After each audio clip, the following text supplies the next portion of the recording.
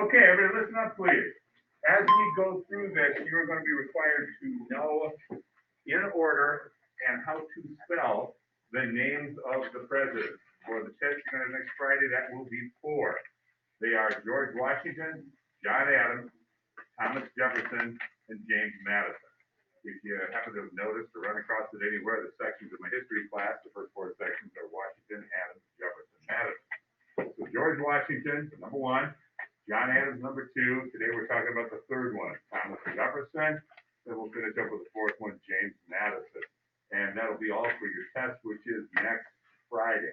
If you're wondering what to do, and I'm saying this again for Emily's benefit, that's and everybody else's, is make sure not only that you're prepared by putting the notes down so that you can fill them in and turn my notes into your notes, but also that every night you're taking a look at those.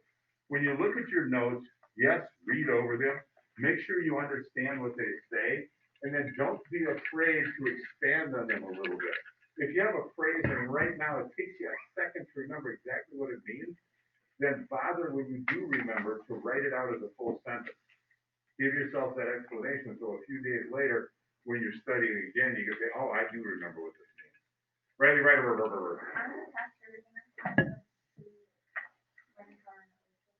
Oh, are you going to have land, power, and religion? You bet you are. One more time, remember, those are examples of one of land, one of power, one of religion as themes, which means something that has motivated people to act throughout history. So when you write your answer, this is not something you think of on the test. I'm telling you ahead of time. They're on there. So you find an example of a specific person or person. So don't tell me some guys. You can tell me something as broad as the English. That's specific people. That's okay. Specific person. If you have something that's specific like George Washington is something that's great. So specific person, and you should literally be able to put your finger on the word that is the specific person or person. If you can't do that, your answer is already wrong. Doing a specific action, and remember, it must be an action.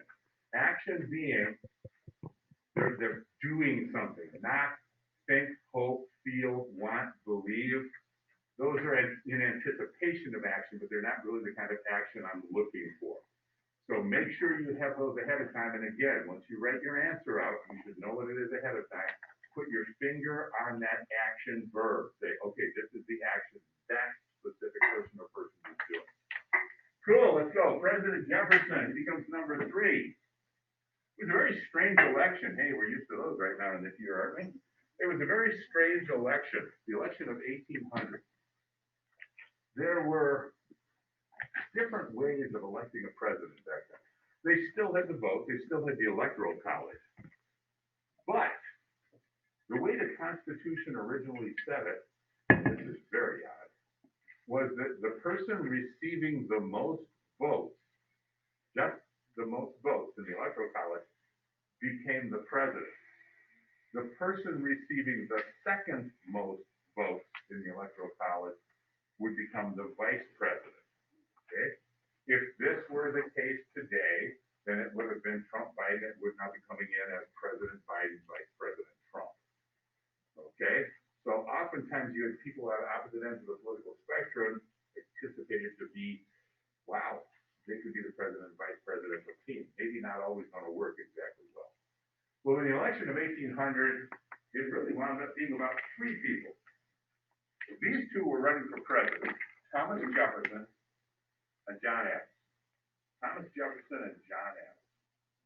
Now, John Adams, the Federalist, had that view of society. This is what we want to be. We want to be just like Europe, big, strong central government. We want to build up our banking, our business, and our cities. Thomas Jefferson was the Democratic Republican. Remember, you can't use Democrat or Republican. The name of the party is Democratic Republican. But Thomas Jefferson, the Democratic Republican, liked to have small, independent farming communities with government out as close to the local people as possible at a very weak central government.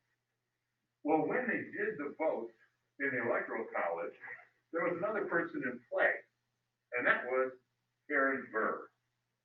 Now, what happened in this election was that Thomas Jefferson received the most votes in the Electoral College. He was elected president, you would think. But because it was anticipated that Aaron Burr would be his vice president, Aaron Burr received the same number of votes. And what the Constitution said, the person with the most will be president, the next person will be vice president. But they tied. What the Constitution then says is it goes into the House of Representatives to choose which one will be president. So the House of Representatives has this choice. And, well, the idea had been that Burr would be vice president, Jefferson would be president. But now Burr saw an opportunity, and Burr was a man who did enjoy power. And so Aaron Burr thought, wait a minute, I could get the whole thing here. I could become president. And so Aaron Burr pushed and tried to call in favors and tried to work people as best he could. And they voted, didn't break the tie. They voted, didn't break the tie. So voted, didn't break the tie many times. Finally, Alexander Hamilton, who was a Federalist, he's in the other political party, but he has a lot of political sway. He's an important person. Alexander Hamilton said, okay, somebody's going to have to change their vote. So I want all my people that are loyal to me, people that are friends with me, I want you to change your vote.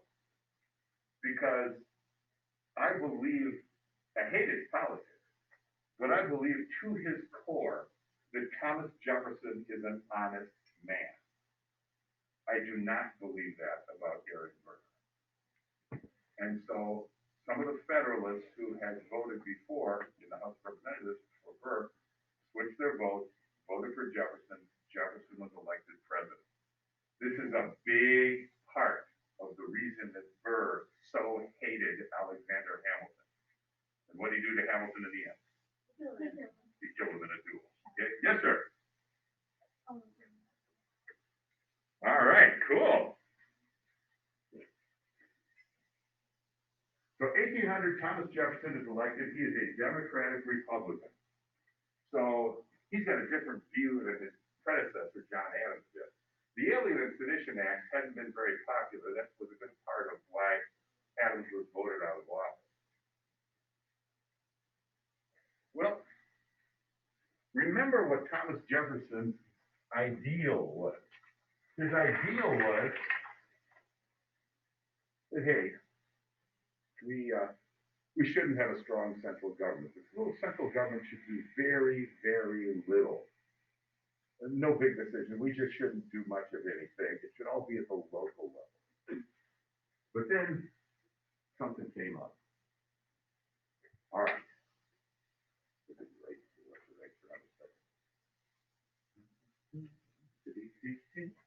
Hello, folks playing at home. How are we doing? Eating our breakfast cereal and watching a history game? All right. Okay. Everybody listen up. Look here at the map. When the when the French and Indian War ended, remember the French were kicked off the continent? Well, the French had owned this area. This is called the Louisiana Territory. And it goes up the Mississippi River all the way to Canada, over to about the top of the Rocky Mountains, down and north of Texas, and back over through what's now currently the state of Louisiana. Big area.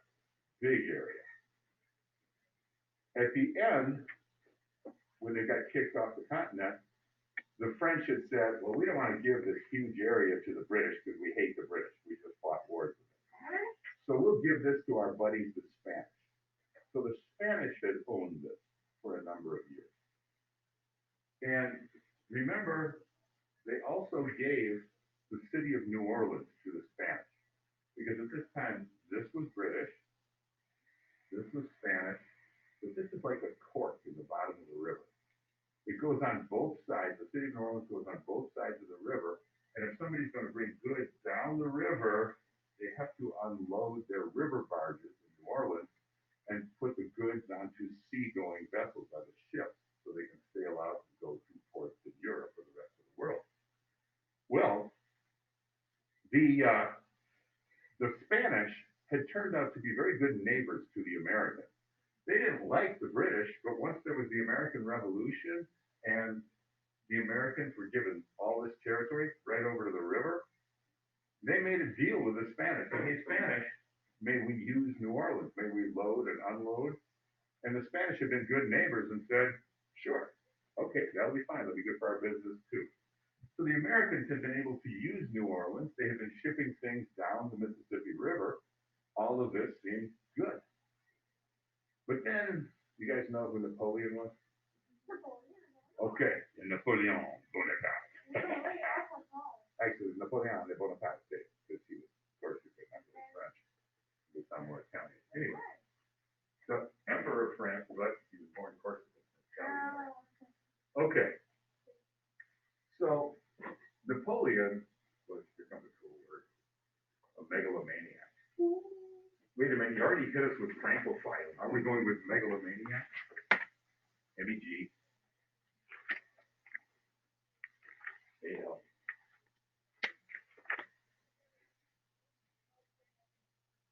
A maniac. MEG ALAMANIAC. MEG ALAMANIAC.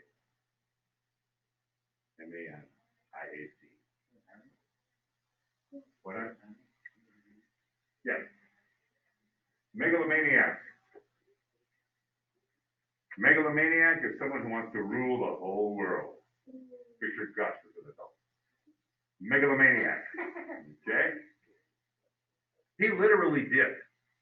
And Napoleon,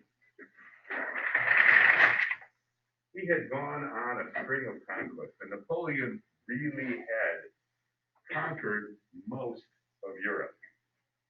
He controlled most of Europe. He'd taken over the French government at the end of the Revolution, which is one of those really bizarre things that happened in history, because he took over the Revolution to get rid of the king, and he said, yes, we can get rid of the king if you just make me the emperor. I don't know how the French people were supposed to be improved by that, but anyway, he became the emperor of France, and he wanted to dominate the world. So he started off, he had conquered most of Europe. And he was sitting pretty, and he said, you know what? I want to get off into another continent. I want this back. I want the Louisiana Territory back. I want to now have a French New World Empire once again. And so Napoleon went to the King of Spain. Now, the King of Spain was no longer anywhere near as powerful as he had been, and he was intimidated by Napoleon. Napoleon had a heck of a war machine. And Napoleon said, hey, King of Spain, let's make a deal. Okay, it just seems like a good trade to me. So here's what we do. I would like to have 900,000 square miles of the New World. I want the Louisiana Territory back. And the King of Spain said, and what do I get in exchange? And he said, well, you have two sons. Now, your older son, obviously, will be the next King of Spain. So that's good for him. But what about that younger son? I mean, you know, how drab, you know, the son of a king, but you don't get to really be anything important. I have a deal for you. See, I've conquered Italy. So there are a bunch of little city-states in there. I'll give you one of those little kingdoms for your other son. So I'll give you a tiny little city-state in Italy, and your younger son can be king, and all I want in return is 900,000 square miles of the New World. And the King of Spain said, I don't know. Napoleon said, well, the other option is we could conquer Spain. I've been going this way. I could turn around and take Spain, in which case it's mine anyway. So the King of Spain said, you know, that does sound like a pretty good deal. And so they made the switch, and the French traded for the Louisiana Territory. So now this is owned by the French, including the city of New Orleans. And the French want us to come in on their side and fight against the British. So the French aren't being particularly friendly. And the Americans are afraid they'll cut us off from river trade. They won't let us use the city of New Orleans. So Thomas Jefferson says, okay, we really need to buy the city of New Orleans. If we buy the city of New Orleans, we control the trade on the river. That'd be great. That'd be outstanding.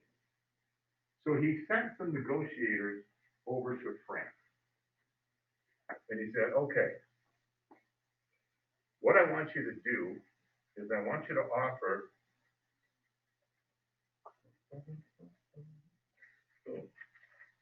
what's under my pen cap, or what's under the point of my pen, that's the city of New Orleans. I want you to offer to buy the city of New Orleans. Start off by offering $2 million, but I'm authorizing you to go as high as $10 million, just for what's under my pen cap. Okay, just for the city of New Orleans. It's that important for our trade. So the negotiators get ready and they set off towards Europe. But communication was much slower back then. And in the meantime, the French had had a couple of setbacks. Napoleon had not only lost a couple of battles here, but he had sent a small force over to take possession of New Orleans and therefore the Louisiana Territory.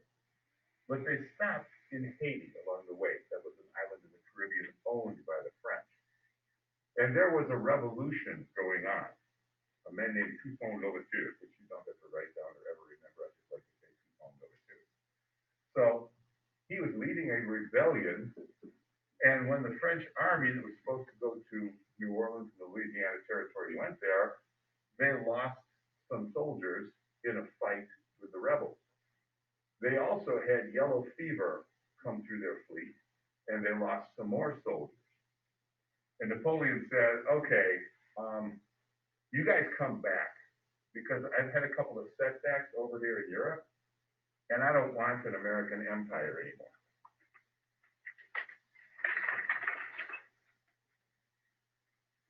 So the American negotiators got over to France, and they said, okay, now remember, they're authorized to go as high as $10 million for what's under my finger. So they're going to start off with a bid of $2 million. So they said to the French government, okay, $2 million will buy the city of New Orleans. What do you think? What do you think? What do you think? And Napoleon counteroffered. He said, I need some money for my war machines. How about this? $15 million? You can have the whole thing. One of the great land purchases in all of history. So the Americans agreed, yeah, we really can't go wrong with that. And it doubled the size of our country. Okay, you got it down? Time to write a little bit of that down, you're good. Okay, write a letter down.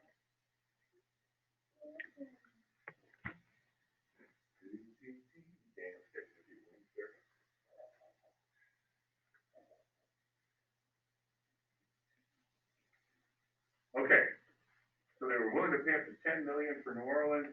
Instead, Napoleon didn't want his American empire, so they offered the whole thing to the Americans for $15 million. Just to give you a shot of what that is. I mean, that's just massive.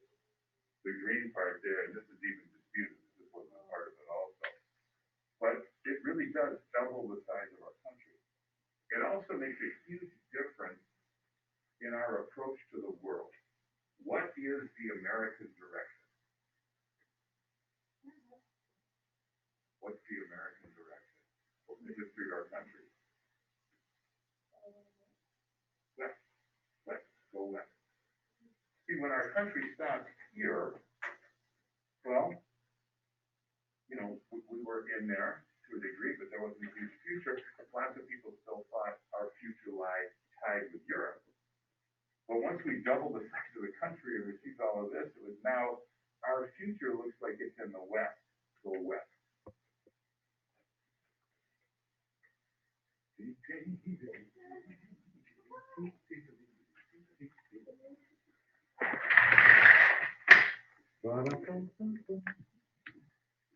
we set? Yes. Cool. The second thing that happened in, or on Thomas Jefferson's watch as president. And incidentally, let me just throw in an editorial here about the president. Every president runs for office saying, these are the things I'm going to do in the United States. And very often, matter of fact, I'd say the majority of the time, they don't get that done because something happens in the world which pulls their attention away. George Bush, the younger one, was going to be the education president. That was his goal. He was going to straighten out public schools and be the education president. And then Osama bin Laden blew up the World Trade Center, and everything turned into international war on terrorism. That's what his presidency became. So things can change. Thomas Jefferson, let's just calm everybody down, go to our little farm communities and live happily and quietly. But he had a chance to double the size of the country. Didn't really stick with what he had said he was, but how could you pass up a deal like that? Second thing that happened had to do with the Barbary Pirates. You mean they got their haircut? No, Barbary. This little dip in the top of Africa, in the north side of Africa, that's the Barbary Coast. Okay? This little puppy right here. And these are not, our pirate on the shoulder kind of pirate, or parrot on the shoulder kind of pirates. These were the legitimate rulers of this area of Africa. They really were. But they had discovered a way to make money, big money, from the other countries. Here's how it works. Did you ever think about if you go to, you go to Myrtle Beach, South Carolina, and you walk down to the shore. You get to the water. You put 1 foot in, 2 feet in. Have you left the United States? You're not on shore anymore. You haven't left the United States? Territorial waters. Yeah, you don't leave the country when you step into the water. It is very different amount. It's maybe 12 miles out now. But I mean, like, you couldn't have a Chinese aircraft carrier come into New York Harbor and go, we have a war machine. We wouldn't allow that to happen. So boundaries set by countries go out about 12 miles. After that, you are in international waters, which means everybody can use them. No one controls them. Did you ever wonder why it's called internet piracy? If you steal music or something?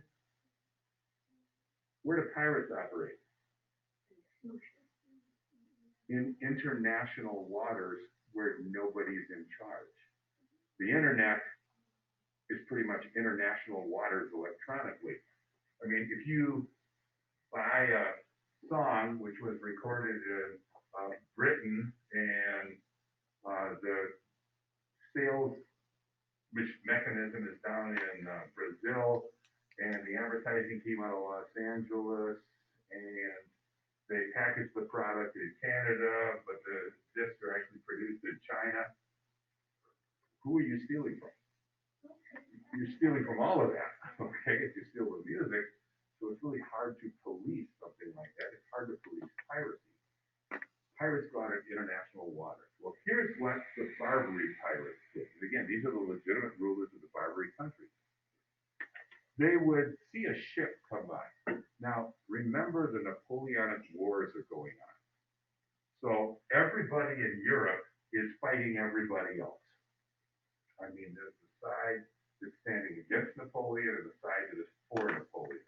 But there are literally millions of people in dozens of countries involved in this war. They're all using every bit of military force they can in this war. And that gave the Barbary pirates a chance that they never would have had otherwise.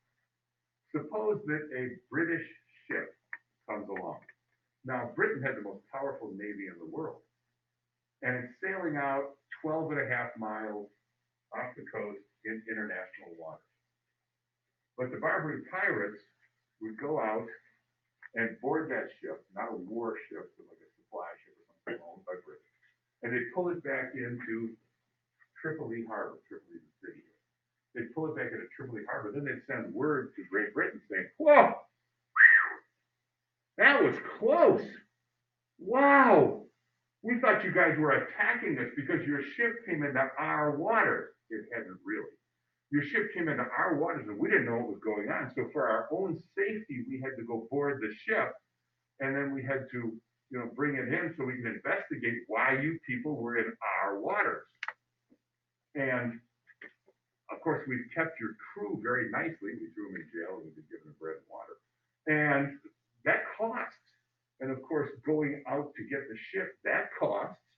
And so we spent a lot of money taking care of your people and making sure this is all cleared up. So we're going to need some financial compensation before we let your ship go.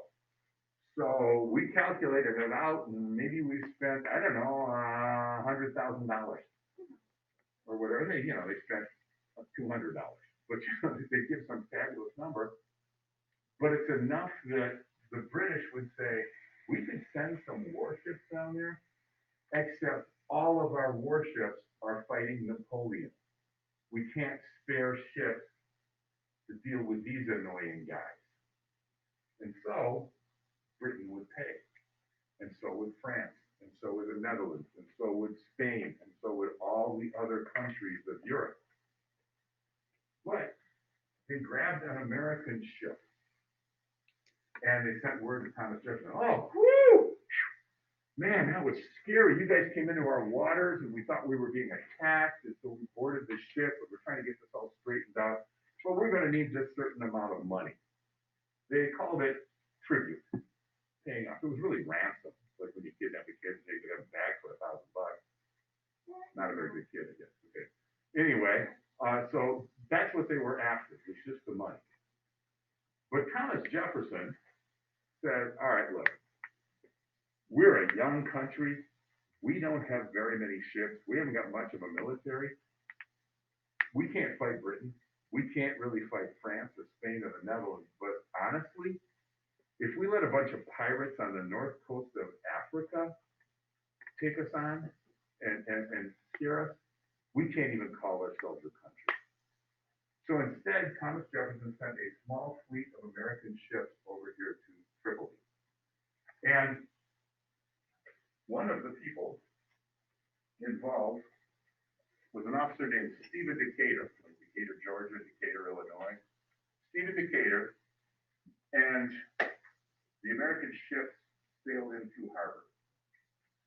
And the pirates weren't ready for this. Nobody ever did it before. They all just paid. So the Americans come in, boom, boom, boom, boom, boom, boom, boom, boom, boom. They're shooting up the town of Tripoli, and they want to make an impression here, boom, boom, boom, boom. But they didn't have a good chart of what Tripoli Harbor looked like.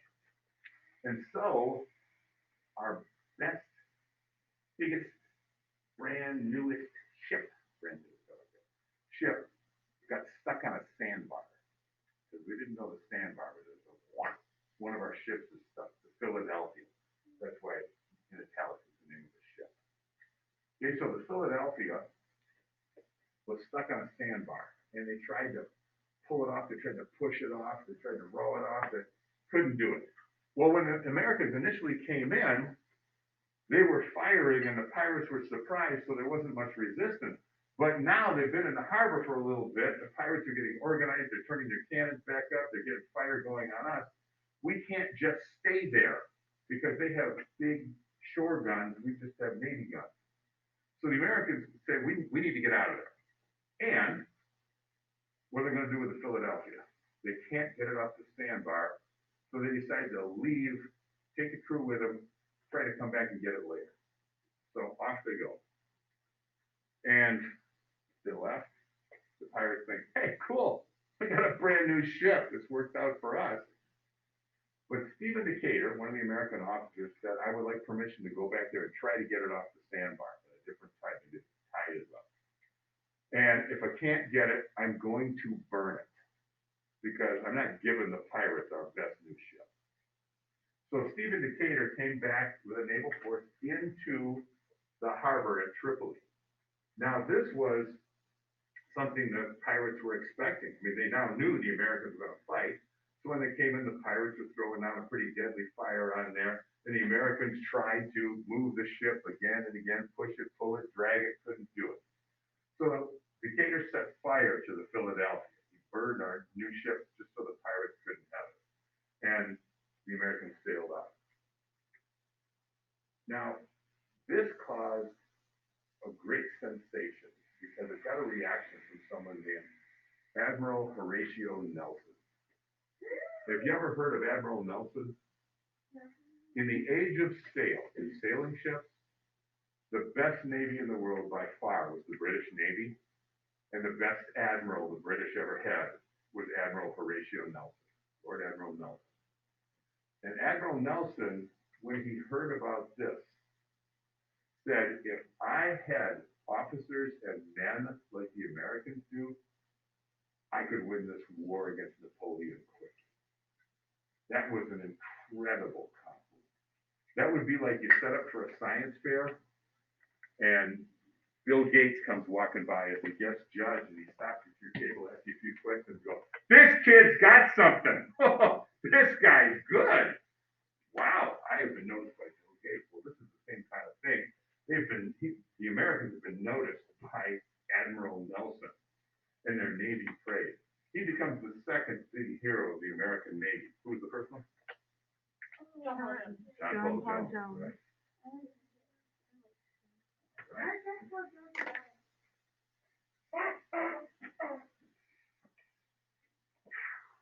Now he didn't mind that. Nope. Remember, he went up. He actually ended up being in the Russian Navy. They left the American Navy, went up and worked with Captain of the Navy. But then he retired from France. Yeah. What did they want then?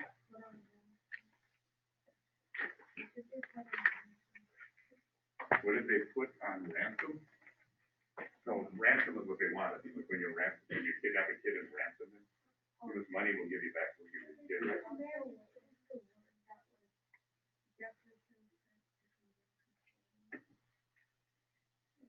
Back to the Louisiana Territory? Where did he send? They just call it delegates, representatives, negotiators, whatever you want to call them. I don't remember. I'm sorry. New Orleans is the only hall I think of the world.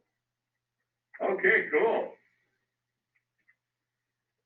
Then in 1804, before there's another election, Aaron Burr, who was no longer vice president, but he got in a duel with Alexander Hamilton. They had been exchanging insults in newspapers, writing stories about each other. Each political party had newspapers friendly to it. And finally, it came to a duel. And Hamilton, I believe, thought that it would just be a question of honor. Okay, I'll come out and meet you on the dueling field, but we're not really going to kill each other. But Burr had other ideas. He shot and killed Alexander Hamilton. But Hamilton had been one of the great heroes of the American Revolution. And he's been our first Secretary of the Treasury. He had been, and it continued right to his death, to be a very important player in American politics, and lots of people liked him. And when Aaron Burr killed him, then Aaron Burr's political capital went down. He was no longer a viable candidate for president. Nobody thought that he could get anywhere. Hang on a second, because I was on again. I don't remember. Oh, we'll catch that in a second. You got it? You with me? Talk to me, babe. Before Aaron Burr was the thing that he had a tendency to lose body parts. Oh, sorry, I forgot to tell you about that. Yeah, that would be Lord Admiral Nelson. Lord Admiral Nelson was the stud of all studs. You know, he would stand up on the deck of his ship, HMS Victory, and he would fight in the battles. You know, lead his fleet, and he got shot a lot.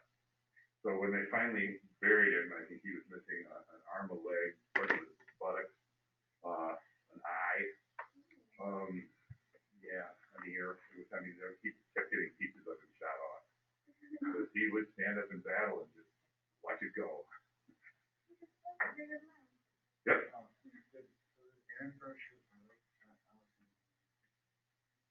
I don't think so. I just don't think Hamilton aimed at them.